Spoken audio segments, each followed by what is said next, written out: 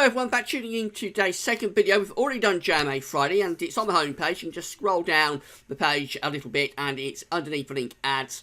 We're going out to the end of January with that to uncomplicated weather patterns, and I think they signal really the chance of colder weather through into January, and that's what we're going to look at for today's second video. So we're going to go out sort of a week to 10 days away into the first and the second weeks of January. I think we could be in for some quite significantly cold weather. It's not a completely done deal at all. So there's always uncertainty about cold weather in the UK because of our place in the world between the cold landmass and Arctic on the one hand to the north and the east, and then of course we've got the ocean, the warm Atlantic Ocean, sitting just to our west and south, and it means we're always on a knife edge really between which way we're going to go. But the models are trending increasingly to colder conditions through the first couple of weeks of January. This could be quite significantly cold weather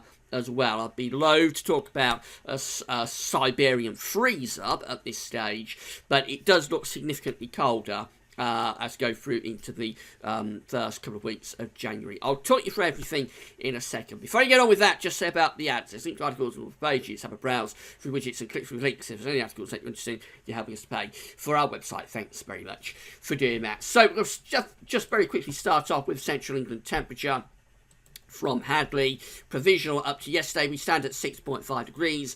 An anomaly still pretty warm of 1.8. That's provisional up to 29th. Been a very mild December. Of course, that's ticking down now because we have had some quite cold weather after Christmas through the Central England region, although it's been pretty mild up across Scotland and Northern Ireland. I think that's probably about as low as it's going to get. We may get a bit of a downwards correction when it's all finished at the end of the month, but we should stay above 6 Celsius, I would have thought. And we are going to stay above November as well. So for the second year running, which is quite an unusual thing to do it once, but to do it 2 years running, I'm not sure that's ever happened before. I'm sure somebody will correct me, but I don't think we've ever had 2 years with December being warmer than the November that preceded. It's quite an unusual thing to do as a one-off, and to get 2 years doing that, as I say, quite unusual. But anyway, we are going to be warmer than November, and fairly substantially so, at least half a degree, I would have thought, warmer than November for this month.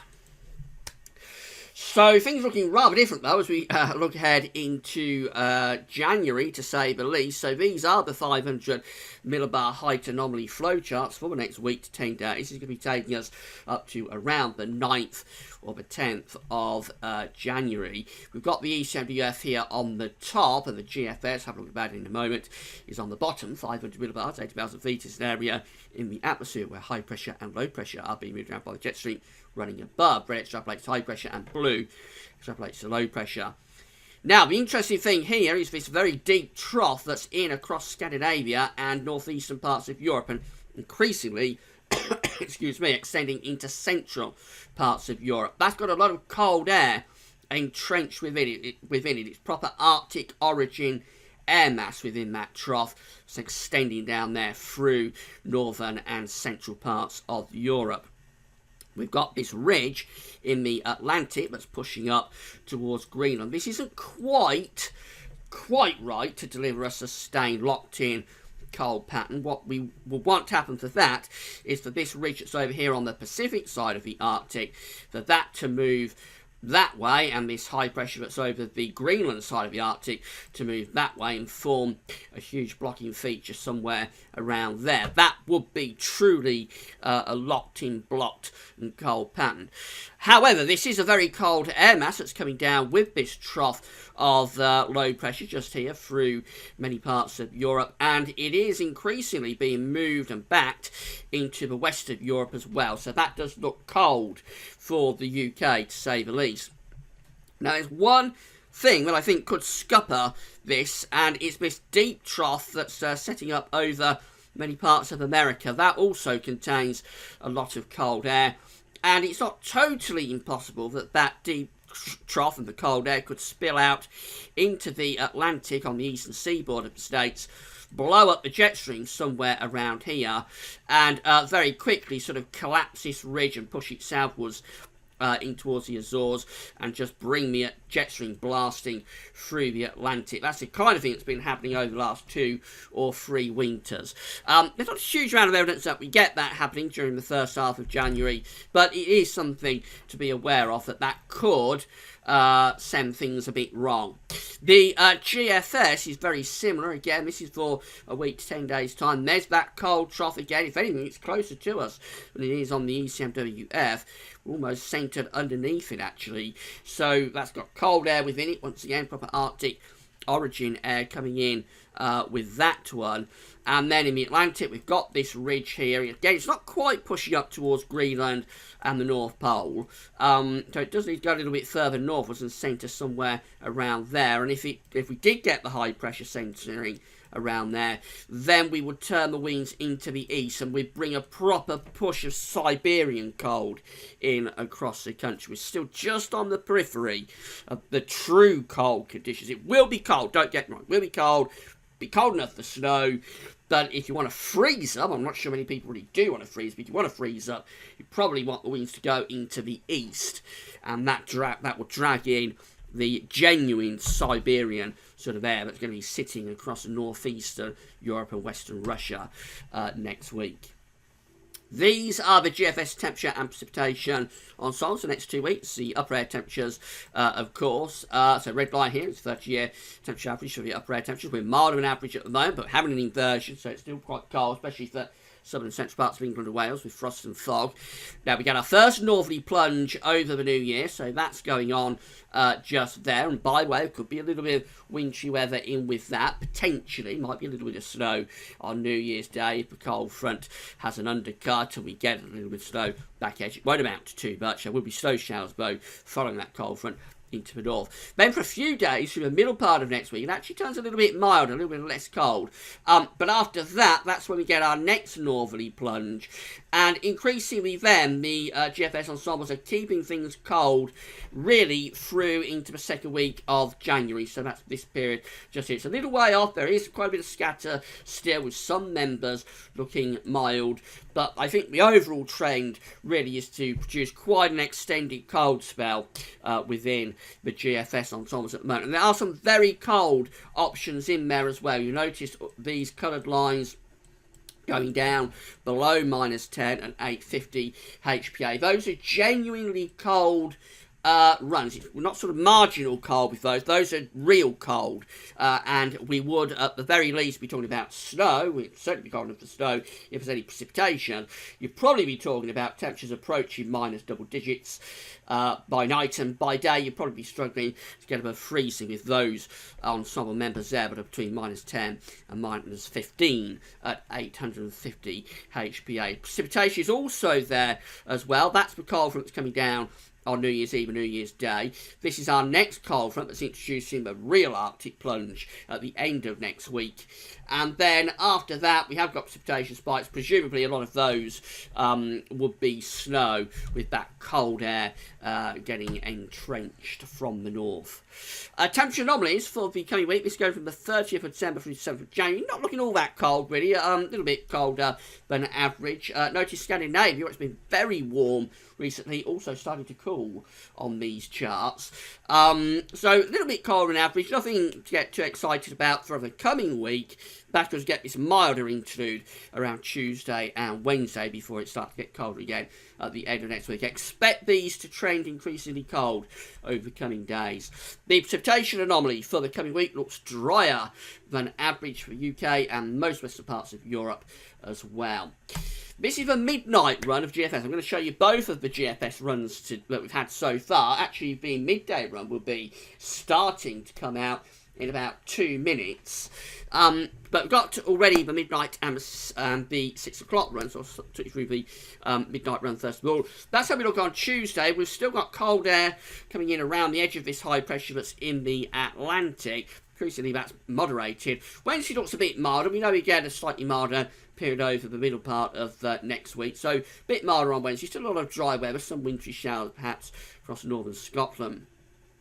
Then on Thursday, that's when we get our next change. We've got this area of low pressure developing to the north of Scotland. Loads and loads of cold air into Scandinavia and much of northeastern Europe. That's what is going to drive this low pressure that's to the north of Scotland southwards. So that pushes in towards southern parts of Norway, and it pulls the winds into the north. That low pressure there that we had would normally want to take that sort of route, but because it's so cold across Scandinavia and northeast Europe, it's actually pushing that low pressure southeastwards, and that turns winds into the north for us. So at the end of next week, we get our next northerly plunge, and then that continues into the weekend of the 7th and the 8th of January. So this is Saturday the 7th of January, when we're in proper northerly wind. That could be bringing snow showers to northern eastern parts of the country, and the northerly wind is still there on Sunday the 8th. Again, no doubt producing snow showers in the north and the east. We're still on the edge of the severe cold. The severe cold is still up here. We're on the edge of it with this northerly wind, which is cold. It is cold enough for snow. The severest of the cold is over Scandinavia and northeastern parts of Europe. Into the second week of January, what the midnight run wants to do, it tries to build high pressure over Scandinavia, so it's very close to pulling in that severe cold air from the east, but actually it doesn't quite come off. There's the upper air temperatures showing that we are cold. We've got the -10 isotherm there through the country, so that is cold enough definitely for snow. If there's any showers around, it's probably producing near ice days with that, and temperatures I would have thought going down to -double digits. But you notice the deepest of the blue colours are over here through Scandinavia, the Baltic, going up into western parts of Russia. So that's where the very coldest of the air is. And if the wind was to go into the east, of course, we'd push that our way. But as it is, it's cold enough for, it's going to be cold enough anyway with that. There's the actual surface temperature, so see how severely cold it is through Scandinavia, northeast Europe, even go down into Central Europe. For us, we aren't as cold as that, but on the scale, we're going down to something like -6 to -10, so, I mean, that's cold enough for minimum temperatures. And then as we go through beyond that, the midnight run brings a trough in from the west, so that's probably producing a snow event. But again, you notice that we don't quite pull in that easterly wind, and then we have this high pressure sitting across the country with the coldest of the air maintained over to the east. The 6 o'clock run of the GFS looks like this. That's the midnight run. This 6 o'clock run, high pressure just out to west of us on Tuesday and on Wednesday. Then on Thursday, there's that area of low pressure developing up here. It wants to take that sort of route, but because it's so cold over here, it's going to be pushed down like that. So if we run on beyond Thursday into Friday, we see that low pressure is starting to introduce that cold northwesterly wind. There it comes. And then on Saturday, that low pressure is sinking down the North Sea. That could be having a lot of snow wrapped around it, particularly for northern parts of the country. By Sunday next week, we find the low pressure is moving in towards the Low Countries and Germany. Again, the winds are in from the north. That looks cold and wintry for many parts of the country. And then the 6 o'clock run again, trying to build that high pressure up over Scandinavia, trying to get wind into the east. Actually, it does pull off a bit of a northeasterly wind down across the southeast of the country. Moves a trough in on Tuesday the 10th. That's interesting. That could well be bringing a snow event there on Tuesday 10th of January as it's moving into that cold air. Notice, excuse me, that low pressure is, that low pressure is stalling through the country as it's being blocked by this wedge of cold air that's sitting over here. That low pressure is moving southwards and eastwards, and then winds going back into the east again, and we do start to pull in some very cold air from the east. So it looks like a week of sustained cold or very cold weather, really, and there would again be opportunities for snow coming along with that. Finally, the ECMWF, this is how it was looking this morning when it updated. So high pressure just out to west of us on Tuesday.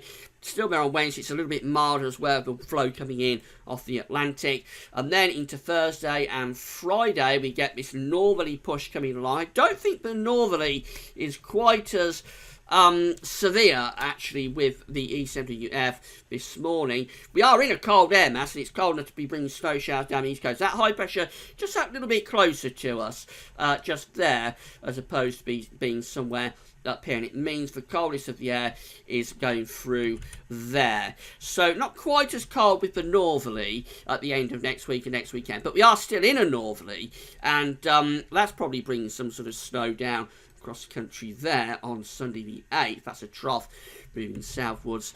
And then we finish up, however, we finish up very, very interesting, because look where that high pressure is going by day 10, as far as we can go, Monday the 8th of January. Yes, that high pressure is heading up towards Scandinavia, and the winds are going into the east. If we could run on for another 24 hours, so go on to Tuesday the 10th of January, I suspect we will find that this very cold air, but sitting just to our east, we will find that engulfing the UK another 24 hours on, with the wind properly going in to the east. So on the face of it, we've got pretty good agreement between the models that we're in for a proper cold spell. If it comes off, it'll be our coldest spell probably since the winter of 2012-2013. It is still a little bit of a way away. So it all starts around Thursday, Friday next week, which is it's about a week's time. There's still time for this to go wrong. And I explained one way it could go wrong, which is by the cold air that's coming down into America as well at the same time. But it might blow up the jet stream and ruin the high pressure that's out to the north and west. If that gets pushed southwards, will just roll the westerlies through.